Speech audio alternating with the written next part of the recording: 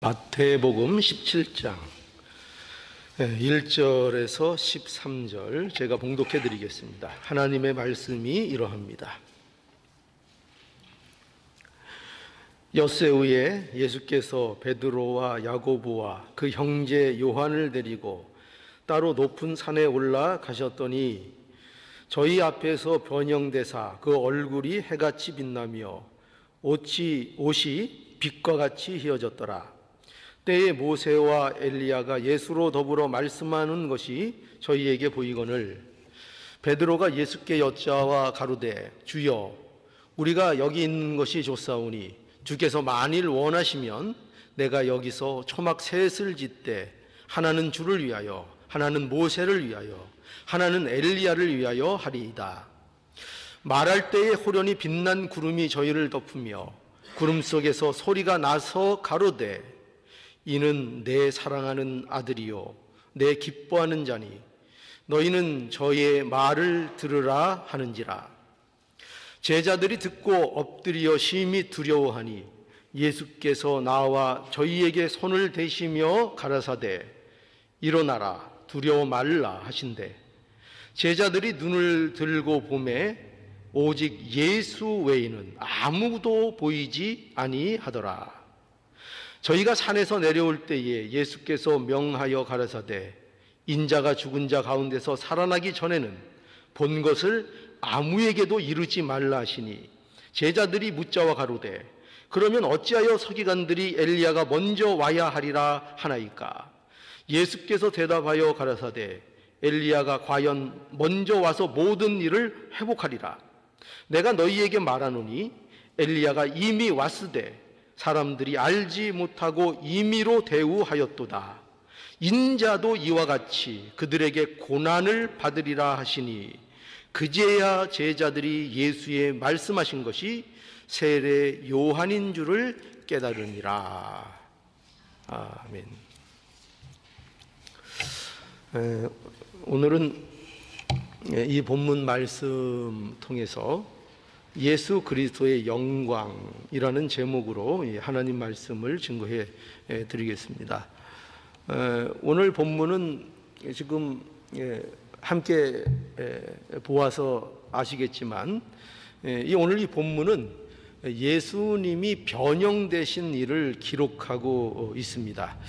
그런데 이 예수님의 이 변형이라는 것은요, 이게 무엇을 보여주기 위한 일인가 하면은 예수님의 영광을 나타내시는 데 목적이 있습니다. 그러니까 예수님의 영광을 그의 제자들에게 이제 예수님께서 보이시는데 그 중요한 목적이 있습니다. 그래서 오늘도 우리가 신앙생활하고 이렇게 살아가는 데 있어서 우리에게 무엇보다도 중요한 일이 뭐냐면은 우리가 예수 그리스도를 믿는 자들 아닙니까? 그죠? 저와 여러분들이 예수 그리스도를 믿는 자들인데 그 예수 그리스도의 영광이 무엇인가 하는 것을 아는 것이 중요합니다.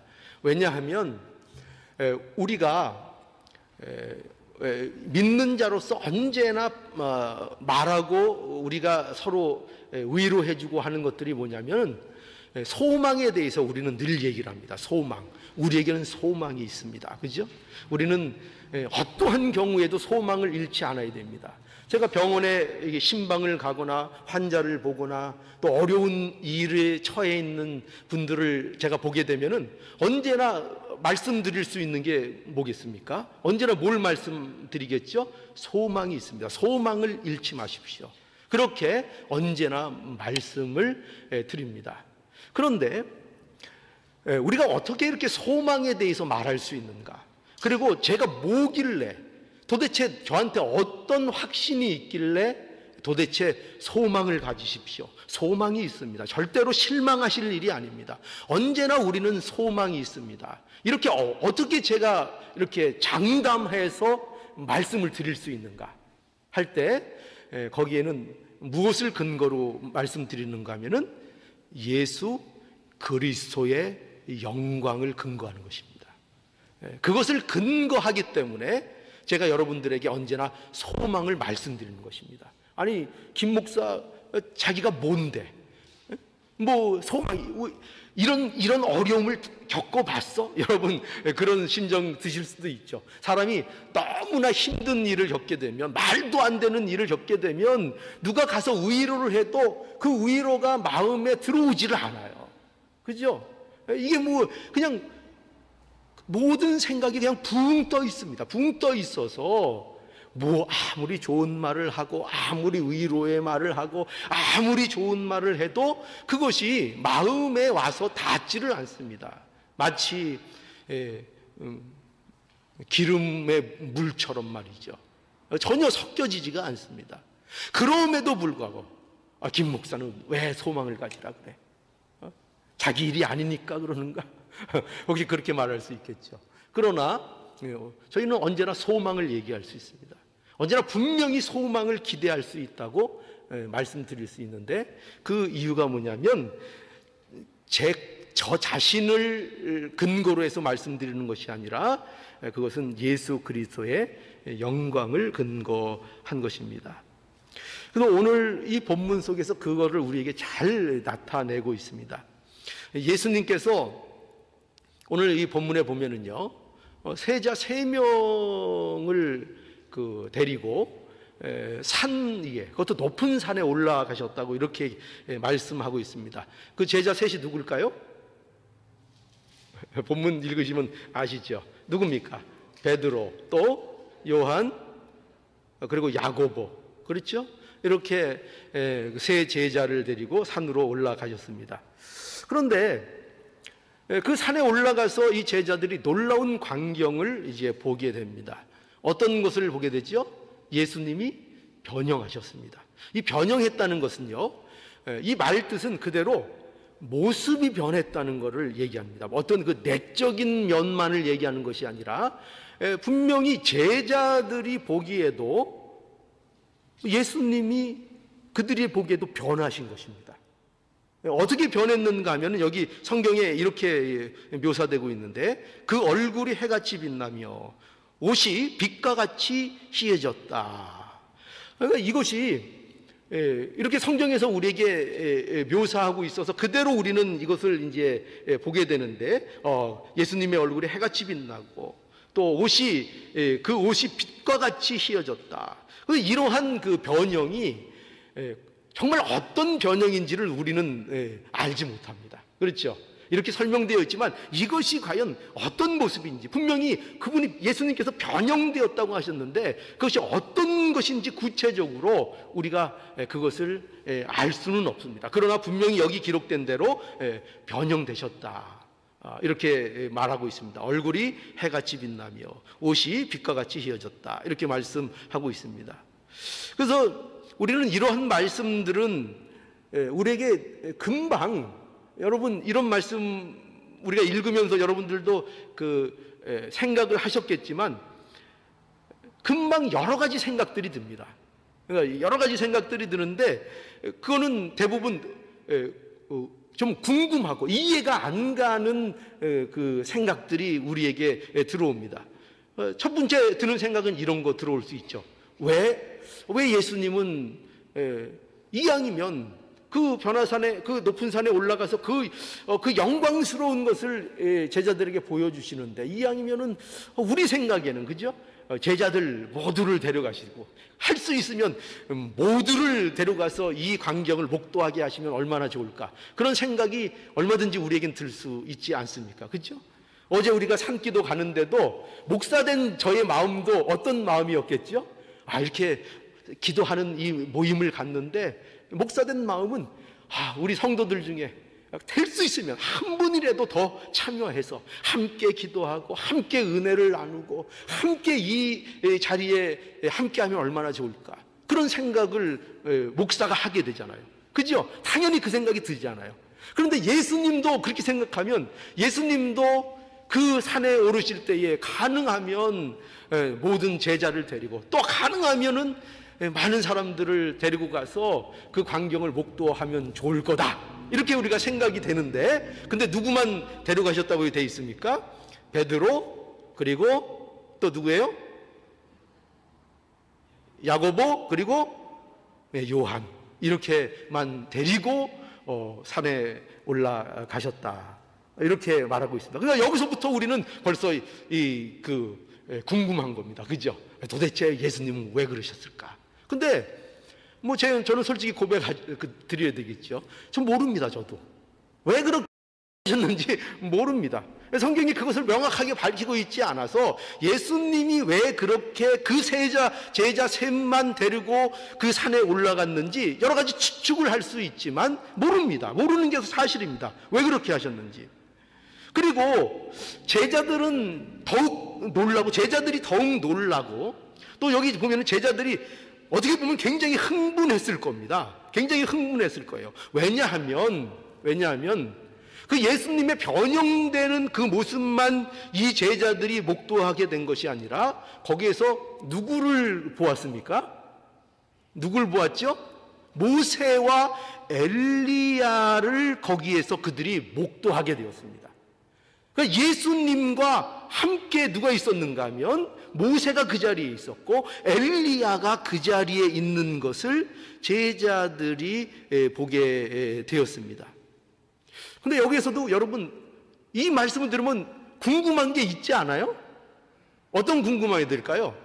그러면 도대체 이 제자들은 저기 예수님과 함께 있는 저자들이 어떻게 모세인 줄 알고 어떻게 엘리야인 줄 알았을까요? 그들이 모세를 본 적이 있습니까? 그들이 엘리야를 본 적이 있습니까? 거기 딱 보니까 등짝에 모세 이렇게 써 있었던가요? 엘리야 이렇게 표시가 돼 있었던가요? 그런 거 전혀 없거든요. 그런데 그들은 모세인 줄 알았다는 거예요. 엘리야인 줄 알았다는 거예요. 그런데 우리가 궁금한 건 뭐냐면 어떻게 알았는지는 우리가 알 수가 없어요. 그리고 이 궁금함, 이러한 신비함은 우리만 느끼는 것이 아니라 그때 본 그 제자들조차도 자신들이 어떻게 저를 모세로 엘리야로 인식하는지 본인들도 몰랐을 거예요. 무슨 증거를 봐서 압니까? 그런데 뭐예요? 근데 알았다는 겁니다. 놀랍지 않습니까? 여러분, 우리의 신앙이라는 것이 굉장히 그런 면에서 신비로운 것입니다. 우리가 가고 싶은 곳만 가지는 것이 아닙니다. 때로는 예수님께서 우리가 알지 못하는 곳으로 뜬금없이 누군가를 데려가실 때가 있다는 것입니다. 그게 우리 자신일 수 있습니다. 왜 데려가는지도 이유를 모르겠습니다. 왜 하필이면 나인지도 모르겠습니다. 그런데 나를 데리시고 어딘가를 가시는 하나님이시라는 것입니다. 왜 가실까요? 가셔서 뭔가 하시겠다는 거죠. 어떤 목적을 가지고 하나님께서 하필이면, 우리는 늘 그런 생각이 들죠. 왜 하필이면 베드로죠? 왜 하필이면 야고보죠? 왜 하필이면 요한이죠? 우리가 잘 모르겠습니다. 왜 하필이면 저죠? 하나님 왜 저에게 이런 일을 경험하게 하시죠? 왜 하필이면 제가 이 자리에 있죠? 왜 하나님 하필이면 접니까? 우리는 이 일들에 대해서 우리는 다 알지 못합니다. 그렇죠? 왜 그러시는지. 그러나 분명한 사실은 뭐냐면 하나님께서 그렇게 하셨다는 것입니다. 그 이유는 분명히 모르지만 하나님이 그들을 데리고 산의 높은 곳으로 데리고 올라가셨다는 것입니다. 그리고 그들 앞에 쓴 자가 모세인 것과 엘리야인 것도 그들도 어떻게 아는지 모르지만 알았다는 것입니다. 우리도 신앙생활하다 보면 그렇지 않아요? 아니, 우리의 신앙생활의 거의 많은 부분이 그럴 겁니다. 우리가 어떻게 삼위일체 하나님을 믿죠? 우리가 어떻게 예수가 그리스도인 것을 믿습니까?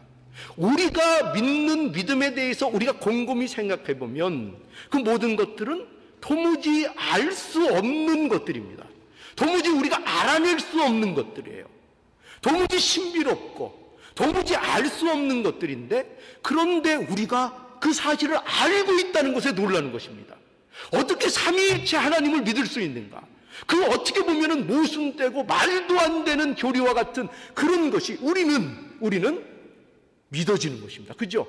그것이 의심이 가지 않습니다. 그것이 진리인 것이 믿어집니다. 어떻게 그럴 수 있는가? 나도 모릅니다.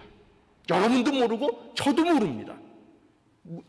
아는 것은 뭐죠? 하나님께서 그렇게 알도록 해주셨다는 겁니다. 그게 믿음의 신비고 그것이 우리의 신앙의 모습인 것을 알아야 합니다. 여기 오늘 본문에 보면 그래서 예수님께서 이 제자들을 높은 산에 데리고 가셨고, 그리고 또 모세와 엘리야를 만나는 광경을 예수님께서 제자들에게 보여주셨습니다. 그래서 무엇을 보여주셨을까요? 그래서 뭘 보여주셨을까요? 그것을 통해서 제자들에게 무엇을? 예수 그리스도 당신의 영광을 제자들에게 나타내 보이셨습니다. 그죠? 그 변형된 모습을 통해서, 엘리야를 통해서, 또 모세에 함께 있는 그 모습을 통해서요. 그래서 여러분, 우리는 이 예수의 영광이 뭔지를 알아야 됩니다. 우리의 소망이 근거가 되는 예수의 영광이라는 거. 이것이 뭔가 하면은 그 요한복음 1장 14절에 보면 이렇게 말씀합니다.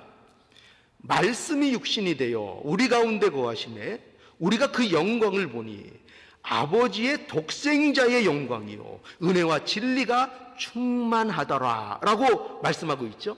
여기에 보면은 예수님의 영광을 어떻게 말하고 있는가 하면은 아버지의 독생자의 영광이라 이렇게 말하고 있습니다. 그렇죠? 그러니까 이 예수 그리스도의 영광은 무슨 어떤 뭐 세상적인 무슨 우리가 생각하는 그런 무슨 영광됨 그런 것을 말씀하고 있는 것이 아니라 이 예수님의 영광은 아버지, 그 하나님 아버지의 독생자라는 것이 영광인 것입니다. 예수 그리스도에게. 그렇죠? 그것이 예수 그리스도에게는 충만한 것입니다. 아버지의 독생자의 영광이 예수님의 영광인 것입니다. 빌립보서 2장 6절에는요 이렇게 말하고 있죠. 그는 근본 하나님의 본체시나, 여기 그는 누구예요? 그는 예수님, 그죠? 그는 근본 하나님의 본체시나 하나님의 동등됨을 취할 것으로 여기지 아니하시고, 우리가 잘 아는 사건, 성육신 사건, 이것도 그것을 말씀하고 있는 거죠. 그런데 여기에서 예수님의 영광이 뭐냐? 하나님과 동등한 영광이라고 말하고 있는 것입니다. 그렇죠? 예수님이 누구라고요? 하나님이시라는 거죠. 그 본체가 하나님과 동등된 분이시라, 곧 예수님 그분이 하나님이시라, 하나님과 동등한 권위와 권세와 능력을 가지신 분이시라 하는 것을 증거하고 있는 것입니다. 그러니 예수님의 영광이 뭐예요? 이렇게 우리가 종합해 보면 예수님의 영광은 그가 하나님의 독생 성자 하나님이시라는 그 사실, 이것이 예수 그리스도의 영광인 것입니다. 이것이 예수님의 영광인 것입니다. 그러니까 여러분 또 보세요. 오늘 여기 우리가 그 신비한 광경 중에 하나가 모세와 엘리야가 예수님 앞에 함께 있는 것을 그 제자들이 보았습니다. 그런데요, 이 모세, 이 엘리야도 왜 여기서 하필이면 모세고 엘리야가 여기 등장하는가 하면은 여러분 잘 아는 바와 같이, 여러분 잘 아시죠? 모세는, 우리가 모세를 생각하면 뭐를 떠올립니까? 모세하면 뭐죠? 모세하면 뭐예요? 에? 에? 홍해의 기적. 그렇죠. 홍해의 기적. 그것도 대단한 능력을 모세가 이제 보였죠. 근데 우리가 보통 모세를 거론할 때는 언제나 빼먹지 않고 따라다니는 게 뭐죠? 율법입니다. 율법. 그죠? 모세를 통해서 하나님께서 이스라엘 백성들에게 율법을 주셨습니다. 그러니까 모세는 뭐를 대표하느냐? 율법을 대표하는 인물로 구약에 등장을 합니다. 구약에서 대표가 되는 율법을 대표하는 인물이고요. 그리고 엘리야는 어떤 자입니까? 엘리야는 뭐 하던 자였죠? 엘리야는 선지자죠. 그죠? 그러니까 선지자. 그래서 우리가 구약의 내용을 인용할 때 예수 그리스도가 구약에 예언된 그 메시아라는 것을 얘기할 때 언제나 강조하는 게 뭐죠? 구약에, 그렇죠? 언제나 증거를, 뭐로부터 증거를 합니까? 구약을 통해서, 구약의 율법에 근거하여, 구약의 선지자들의 말에 근거하여 예수 그리스도, 그러니까 메시아를 입증하는 것입니다. 그러니까 여러분, 이 구약을 대표하는 모세, 엘리야, 그가 예수님과 함께 그 자리에 있었습니다. 이것을 통해서 무엇을 보게 하는가? 이거죠. 예수님은 구약과 연관된 분으로 오셨다는 것입니다. 그러니까 예수님은 그저 어느 날 갑자기 뚝 떨어진 그런 메시아가 아니라는 거예요. 이 예수 그리스도는 그 출처가 어디냐? 구약으로부터, 아니 창세전으로부터 이미 예언된 대로 구약과 연속성에서 오는 메시아로서의 예수 그리스도를 말씀하고 있는 것입니다. 결코 예수님은 구약을 무시하시거나 선지자들을 무시하시거나 그 모든 것들과 관련 없는 자로 그것들을 모두 폐하고 없애는 분으로 오신 것이 아니라 그 연속상에서 구약의 말씀과 그 대표된 하나님의 말씀, 선지자들의 예언, 그 모든 것들이 성취되는 역사적인 연결점에서 나타나신 메시아, 그분이 바로 예수 그리스도라. 그것을 알아야 한다는 것입니다. 제자들도 이것을 알아야 할 것입니다. 유대인들도 이것을 알아야 할 것입니다. 그들이 그렇게 소중하게 여기는 율법, 그들이 그렇게 존경하는 선지자들, 그들이 모두 가리키고 모두 기대하고 소망했던 그 메시아, 그 영광의 메시아, 그 메시아가 바로 예수 그리스도, 그분이라는 사실, 이것을 보여주고 있는 것입니다. 제자들에게 이 사실을 이 광경을 통해서 명확하게 보여주고 계신 것입니다. 약속된 메시아, 구약의 성취인 메시아, 이게 뭐라고요? 이게 바로 예수님의 영광인 거예요. 이 사실이. 여러분, 그러면 한번 생각해 보자고요. 뭐냐면, 그러면 도대체 이 예수님의 영광이 우리에게 왜 이렇게 강조돼야 될까요? 우리는 왜 예수님의 영광을 알아야 하고 제자들은 왜 이 예수님의 영광을 목도해야 하는 것일까요? 그것은 바로 이 예수님의 영광이요, 제가 서두에 말씀드렸잖아요. 뭐에 근거가 된다고요? 우리가 말하고 있는 소망의 근거가 되기 때문입니다. 뭐가요? 예수님의 이러한 영광 되심이요. 여러분, 우리에게 소망이 있는 것은 하나님의 예수 그리스도가 하나님의 독생 성자 예수 그리스도, 그분이기 때문에 우리에게 소망이 있는 것입니다. 이 사실 때문에 우리에게 소망이 있는 것입니다. 우리에게 소망이 있는 것은 예수님이 하나님의 아들이시기 때문에 우리에게 소망이 있는 것이고, 그분이 우리의 메시아이시기 때문에, 그분이 우리를 위해서 십자가를 지셨기 때문에 우리에게 소망이 있는 것입니다. 만약에 예수님의 영광이 이와 다른 거라면, 이와 한 칠에도 벗어나는 것이 있는 것이라면 우리에게는 소망이 없는 것입니다.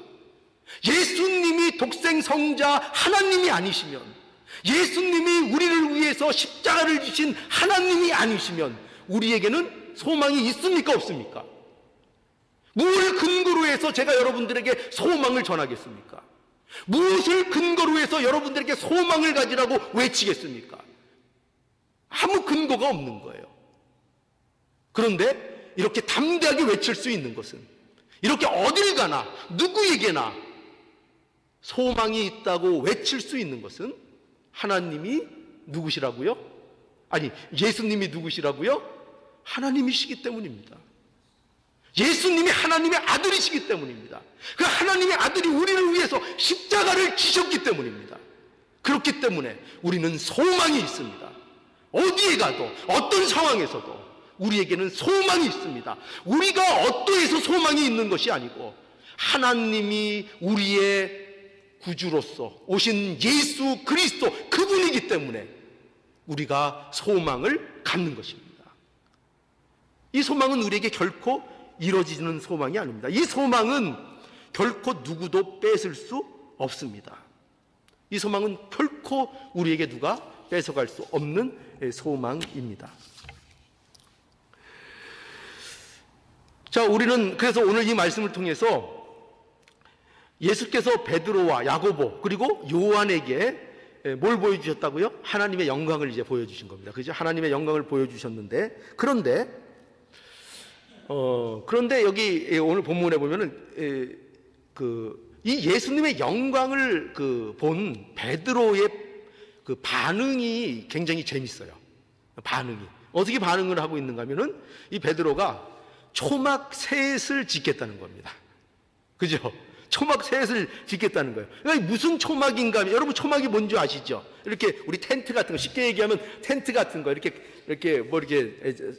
거주할 수 있는 그런 거를 이 베드로가 짓겠다는 겁니다. 근데 하나는 예수님을 위해서 짓고, 하나는 모세를 위해서 짓고, 하나는 엘리야를 위해서 짓겠다는 겁니다. 그러면서 너무나 여기 좋아서 거기서 머물겠다는 겁니다. 베드로의 심보는 거기서 이게 너무나 좋다는 겁니다. 거기서 그렇게 살았으면 좋겠다는 것입니다.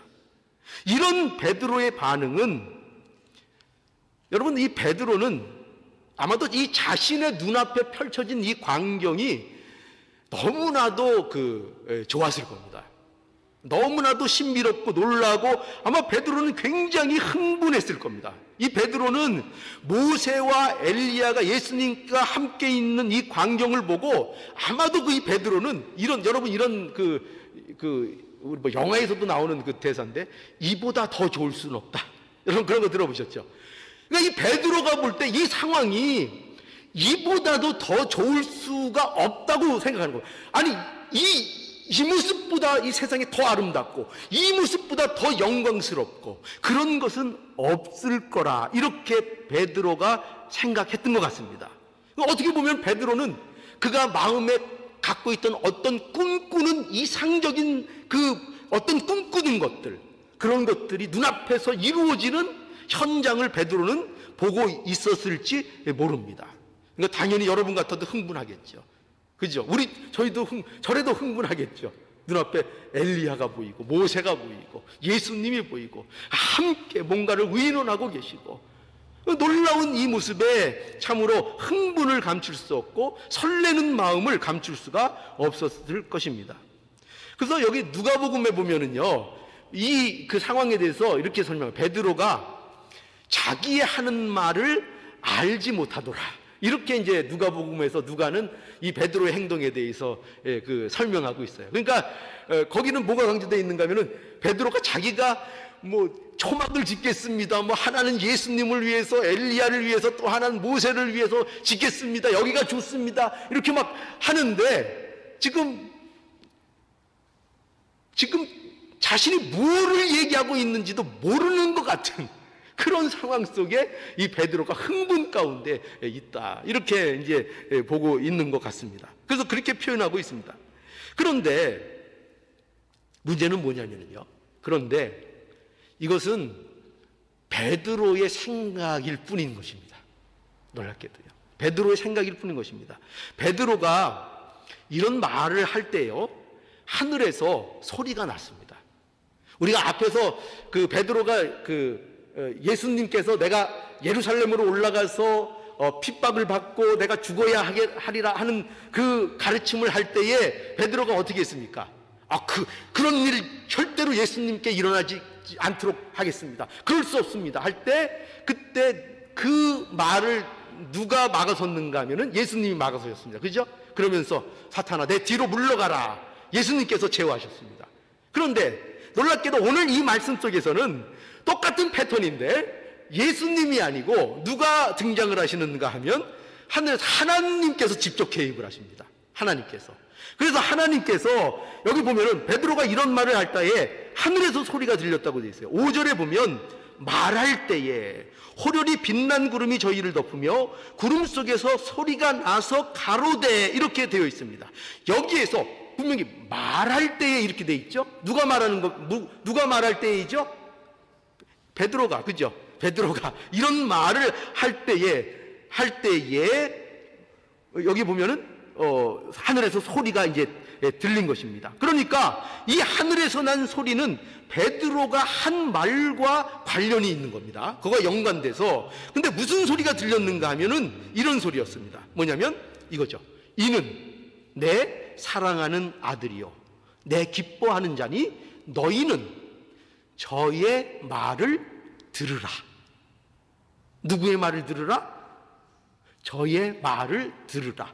저가 누굽니까? 예수 그리스도입니다.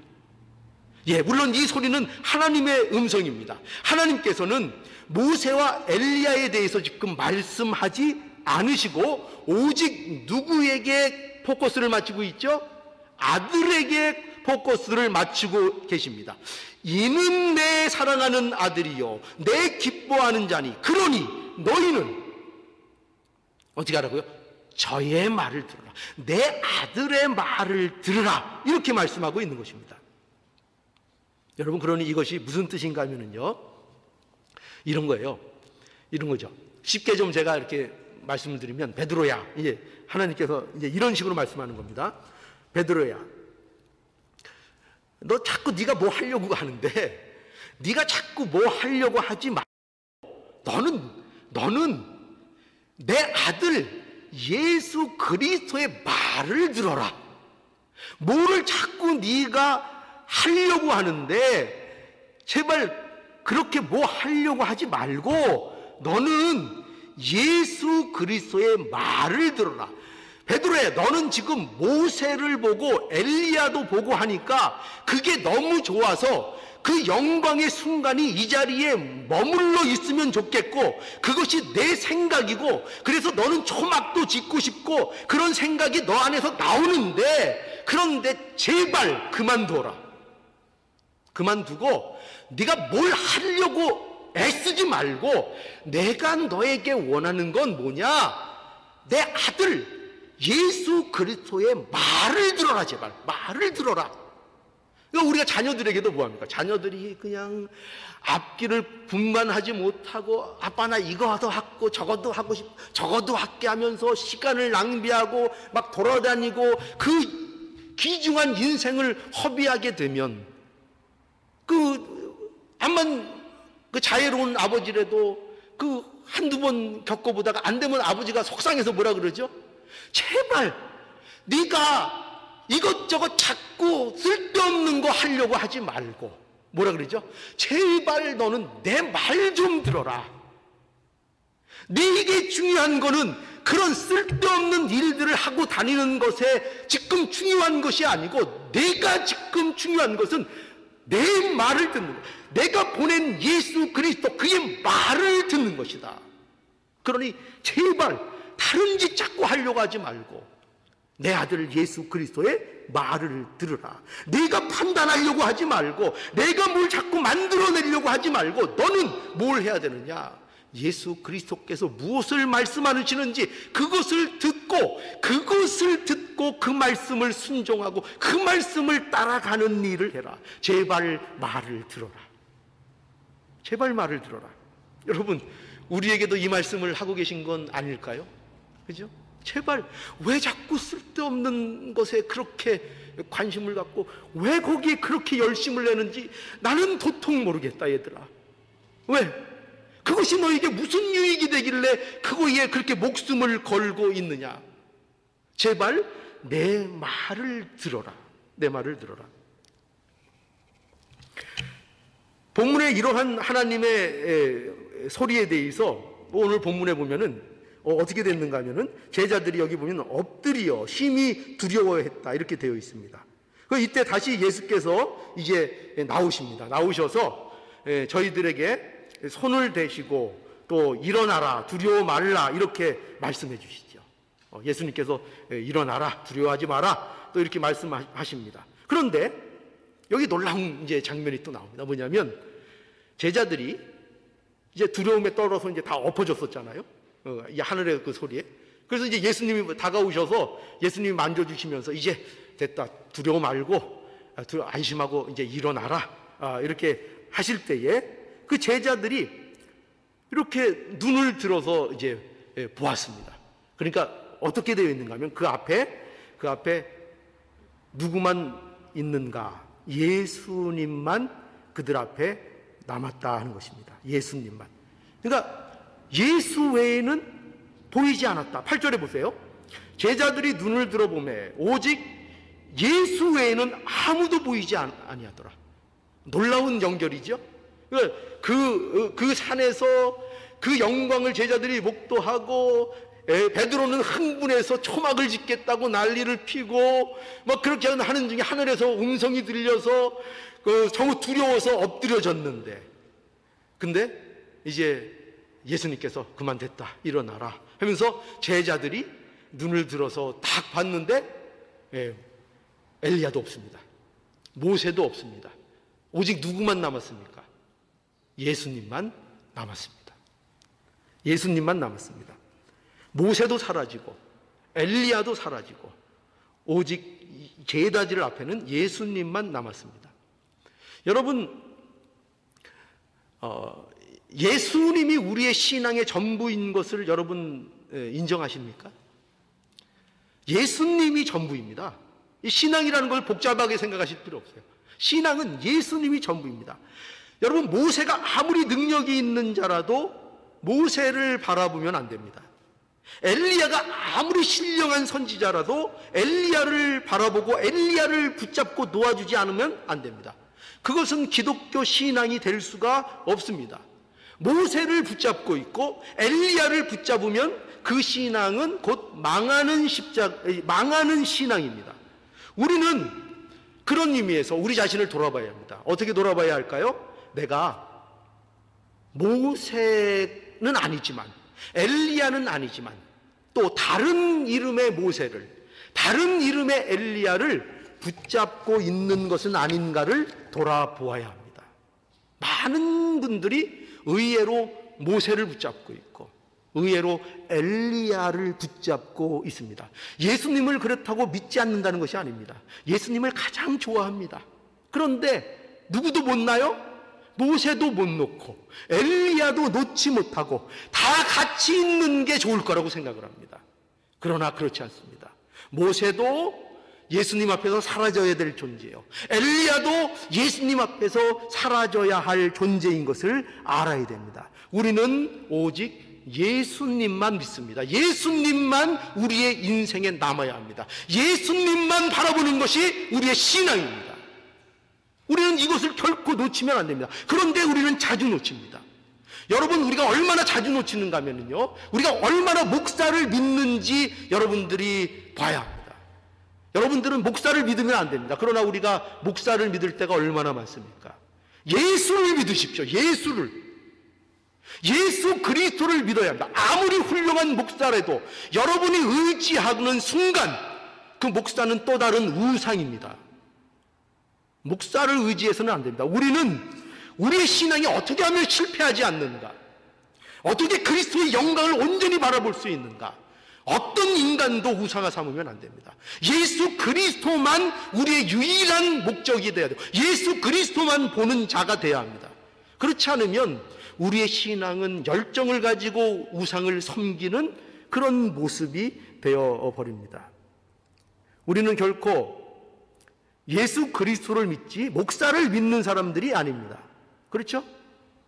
맞죠? 네, 우리는 목사를 믿는 사람들이 아닙니다. 목사는 말씀을 전하는 하나의 도구입니다. 말씀이 권위가 있기 때문에 목사가 서 있는 겁니다. 그래서 우리는 이런 말씀 조금 조심스러운 말씀인데, 소위 그 세상에서 말하는 스타 목사들이 있습니다. 스타 목사들. 좀 있죠. 생각나시는 분들. 스타 목사는 다 그런 건 아닌데 조금은 좀 조심해야 할 부분이 있습니다. 좀 조심스럽지만은요. 왜냐하면 우리가 이런 함정에 빠지죠. 그 목사님이 그랬대. 이거로 다 그냥 끝나는 겁니다. 그러면 안 됩니다. 그 목사님이 그랬대. 그 목사님이 그렇게 말했대. 이런 말이 되기 때문에 그렇습니다. 그 목사가 무슨 말을 한 것이 중요한 게 아닙니다. 그것이 중요한 것이 아니라 그것이 성경에 맞는 것인가, 성경이 그렇게 말하고 있는가가 중요한 것이지, 그 목사가 어떻게 했는가.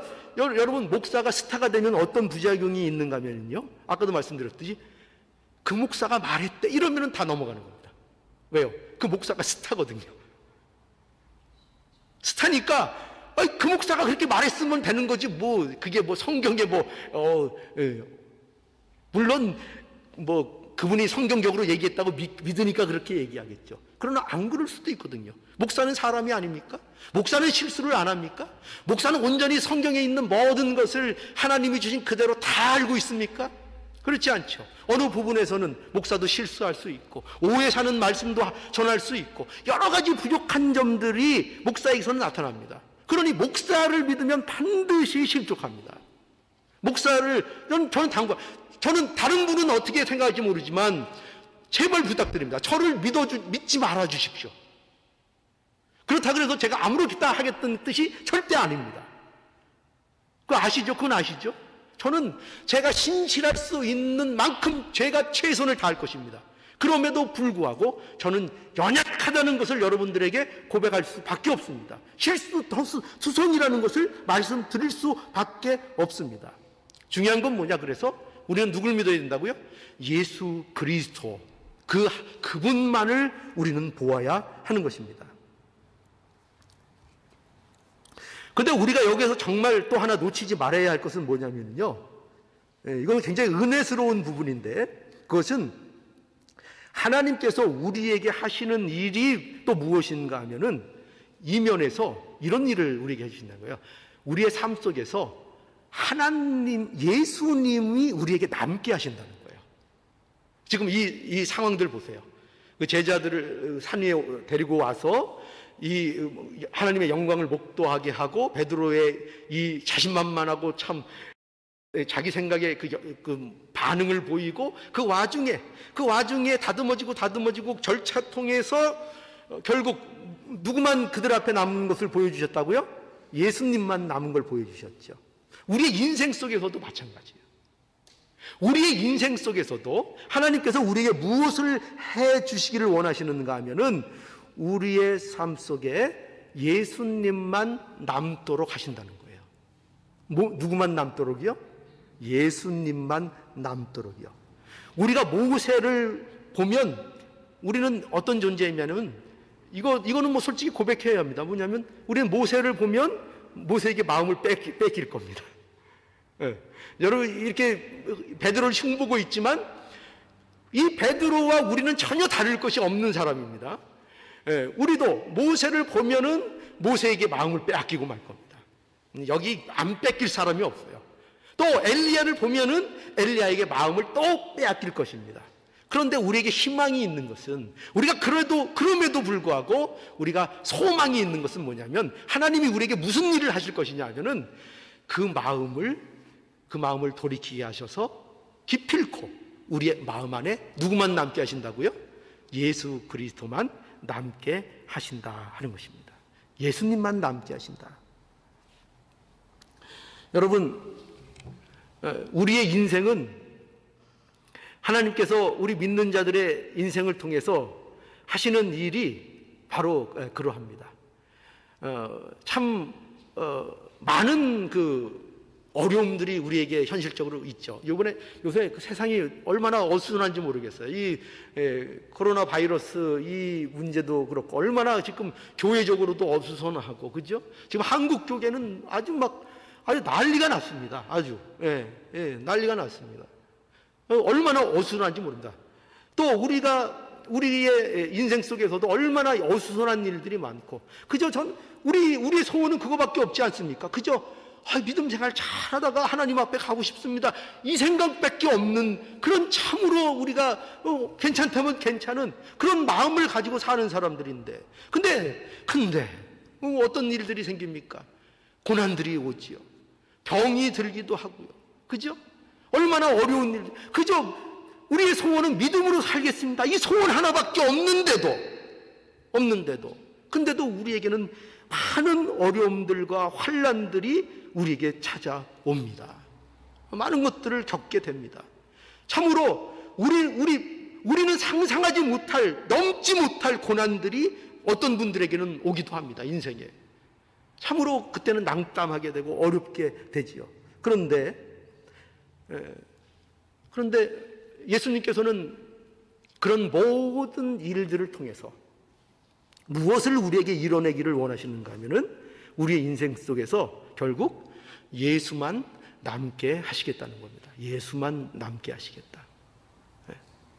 저는 예수만 저에게 남을 때 희망이 있더라고요. 저도 제가 죽음을 두려워할 것 같습니까? 안 두려워할 것 같습니까? 무서워요. 특히 잠자리에 들어서 곰곰이, 저는 잠자리에 들어서 늘 되묻는 생각, 하나님 저는 누굽니까? 이 생각에서 늘 왜 하필이면 저는 접니까? 여러분들 그런 고민 해보셨습니까? 왜 하필이면 저는 접니까? 왜 하필이면 저는 접니까? 제가 이렇게 보고 있는데 세상을 왜 하필이면 저는 접니까? 그러면서 밀려드는 공포, 죽음에 대한 공포, 저는 어떻게 되는 것입니까? 그죠? 여러분들은 그런 걱정이 안 드십니까? 그런데 예수님이 남을 때, 예수님이 제 안에 있을 때 그 모든 것들이 공포가 되지 않습니다. 예수님만, 오직 제 신앙적인 경험과 여러 가지 일들을 통해서 확인하고 알게 되는 것은 뭐냐, 경험하게 되는 것은 뭐냐면 이 고통과 이 나락 속에서 나를 안심시키고 나를 소망 있게 하는 것은 예수님밖에 없다는 사실을 알게 됩니다. 예수님밖에 없더라고요. 여러분 인생 속에서 재산을 얼마나 남기느냐가 여러분들의 성공을 좌우하지 않습니다. 자녀들을 얼마나 훌륭하게 교육했는가가 여러분들의 인생을 좌우하지 않습니다. 물론 그렇게 하면은 좋죠. 그러나 그것으로 여러분의 영혼의 안식을 가질 수 없습니다. 우리의 인생의 성공은 우리 안에 예수 그리스도가 얼마나 남는가. 우리가 눈을 들어 보았을 때에, 우리의 정신없는 인생살이 속에서 우리가 번뜩 정신을 차리고 눈을 들어 올려 보았을 때에 우리 앞에 누가 서 있는가. 예수 그리스도가 남아있는 인생, 그거면은 우리는 성공인 것입니다. 그게 우리의 안심입니다. 예수님만 있으면 죽음의 공포도 사망의 권세도 모두 이겨버리는 것입니다. 예수님만이 그 모든 것을 이겨버리는 것입니다. 여러분, 그러니 우리가 이 예수 그리스도 그분만 남아야 하겠습니다. 우리 인생 속에. 그런데 하나님께서 어떻게 하신다고요? 그분만 여러분에게 남기실 겁니다. 여러분이 못하는 줄 압니다. 여러분들은 누구 좋다고 계속 따라갈 거라고요? 예수님도 좋지만 모세도 잡아두려고 꼭 할 거라면 꼭 할 거예요. 또 엘리야를 또 잡아두려고 꼭 할 거예요. 그래서 누가 여러분 앞에 예수님만 남게 해주신다고요? 하나님이 여러분들에게 그렇게 만들고야 말 것입니다. 그러니까 여러분, 그래서 조심해야 합니다. 그래서 그런데 하나님은 기필코 하나님이 사랑하는 그 자녀들에게 예수만 남기실 겁니다. 누가 뭐래도 예수만. 여러분 인생 속에서 꼭 하나님은 예수만 남기실 겁니다. 여러분들이 고집을 피우시면 그 고집을 어떻게 해서라도 꺾어서 예수만 남기실 겁니다. 이게 저주입니까? 축복입니까? 축복이죠. 예. 축복인 줄 아신 분들, 예, 감사합니다. 이게 축복입니다. 자, 우리는 지금까지 그래서 말씀 속에, 이 본문 말씀 속에서 예수님의 영광과 그것이 우리의 소망이 된다는 걸 확인했고, 그리고 예수님의 영광은 우리로 예수님만 바라보게 한다 하는 것을 우리가 생각해 보았습니다. 그런데 이제 마지막으로 우리가 꼭 잊어버리면 안 되는 메시지가 뭐냐면은, 이러한 예수님의 영광에 대해서 결코 우리가 잊어버리면 안 되는 것이 있다는 것입니다. 그것이 바로 뭐냐면 예수 그리스도의 십자가입니다. 십자가. 예수님의 영광을 본 제자들이, 한번 여러분 생각해 보십시오. 마음이 어떨까요? 그 산에서 예수님의 영광을 본 제자들의 마음은 어떨까요? 여러분들이 만약에 봤다면 어떨까요? 이 일을 봤다면 이 일을 가지고 빨리 세상에 나가서 말하고 싶었을 겁니다. 그죠? 내가 예수님의 영광을 봤는데 말할 수 없는 영광이 거기 있었고, 거기에 글쎄 모세가 나타나고 엘리야가 나타났다. 유대인들에게 모세, 엘리야 대단하잖아요. 그거를 막 전하고 싶었을 것입니다. 빨리 선포하고 싶었을 것입니다. 물론 우리가 예수님의 영광을 세상에 전하고 선포하는 것이 우리의 사명입니다. 그런데 예수님께서는 예수님의 이 영광을 본 제자들에게 이 본 것에 대해서 침묵할 것을 요구하셨습니다. 왜일까요? 자, 그 해답은 오늘 본문 속에 사실이 있어요. 9절 한번 볼까요? 9절. 저희가 산에서 내려올 때에 예수께서 명하여 가라사대 인자가 죽은 자 가운데서 살아나기 전에는 본 것을 아무에게도 이르지 말라라고 당부하십니다. 그러니까 인자가 죽은 자 가운데서 살아나기 전에는 본 것을 아무에게도 이르지 말 것이라. 그러니까 이것은 아예 말을 하지 말라는 것은 아닙니다. 그죠? 너희 죽을 때까지 입 꾹 다물고 있어라, 이런 말이 아니에요. 그죠? 그런 말씀이 아니고 예수님의 죽으심과 부활이 있기 전까지는 침묵하라는 거예요. 그렇죠? 있기 전에는. 그럼 언제는 말해도 된다는 거예요. 예수님께서 죽으셨다, 부활하신 후에 이제 이 일에 대해서 너희들이 선포하라, 이 일에 대해서 너희들이 증거하라고 말씀하고 있는 것입니다. 그러니까 여러분, 이거 왜 이런 요구를 하시는가 하면 여기는 큰 이유가 있어요. 뭐냐면 예수님의 영광이 선포될 때에 무엇이 함께 선포돼야 되는가? 십자가입니다. 십자가. 그러니까 지금은 아직 십자가가 아직 성취가 된 게 아니에요. 지금 이 시점이에요. 그렇죠? 이제 예수님은 예루살렘에 올라가셔서 십자가를 지시고 돌아가셨다가 부활하셔야 됩니다. 그래서 지금은 아직은 십자가를 지시는 게 아닙니다. 그런데 예수님의 영광은 반드시 무엇이 함께 동반되어야 하는가? 그리스도의 십자가가 함께 증거되어야 하는 것입니다. 십자가가 증거되지 않는 하나님의 영광은 없습니다. 십자가가 증거되지 않는 그리스도의 영광은 없습니다. 십자가가 존재하지 않는 우리의 없습니다. 십자가가 존재하지 않는 복음은 없습니다. 그래서 왜 십자가가 필요한 거죠? 십자가는 우리의 죄 때문에 그렇습니다. 죄의 문제는 반드시 해결되어야 하는데 뭐로만 해결되지요? 예수 그리스도의 십자가로만 그 문제가 해결되는 것입니다. 그렇죠? 그러니 십자가 없이 우리가 구원을 말할 수 없고 십자가 없이 예수님의 부활을 말할 수가 없는 것입니다. 그래서 우리는 십자가가 함께 선포되어야 한다는 사실을 우리는 분명히 알아야 합니다. 그래서 우리의 인생은 십자가를 선포할 수 있어야 합니다. 그래서 여러분, 예수님의 영광은 뭐를 지신 영광이에요? 십자가를 지신 영광이에요. 십자가 없이 예수님의 영광에 우리는 이룰 수 없어요. 우리의 제사함 없이 하나님의 영광에 이를 수 없기 때문이에요. 그렇죠?